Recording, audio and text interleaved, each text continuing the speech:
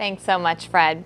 Collapsed roads and flooded homes. That's what Congressman Steve King saw today in the hard-hit stretch between Council Bluffs and Missouri Valley. And as Tanya De Jesus tells us, he got to see it in a way that none of us can.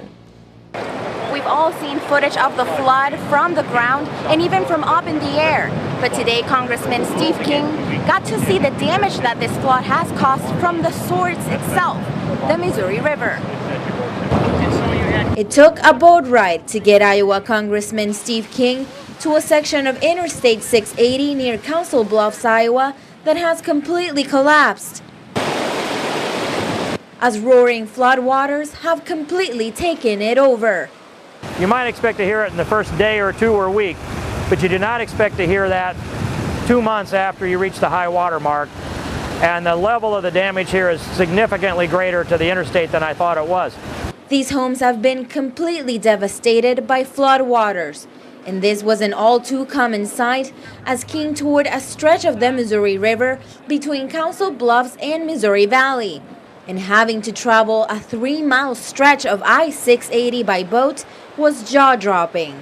The road itself is completely annihilated and gone. You're looking at the substrate underneath the highway being washed away, and the highway itself crumbling into pieces and basically being washed out into the fields and in all different sizes of aggregates. We're now standing in the intersection of 680 and I-29, where as you can see, part of I-29 is completely underwater. After examining the damage, King announced a legislation he's proposing that will require the Army Corps of Engineers to increase the storage capacity in the Missouri River Reservoir system. He also said he's hopeful that President Barack Obama will approve individual assistance for Iowa. I would tell you that if I'd seen Air Force One fly over here and tip a wing down and take a look, I'd be confident. But at this point, I don't know that that knowledge gets to the president. Ultimately, the damage in this area will probably take years to repair. Tanya De Jesus, Channel 9 Eyewitness News, and the Sioux City Journal. It's the first day back.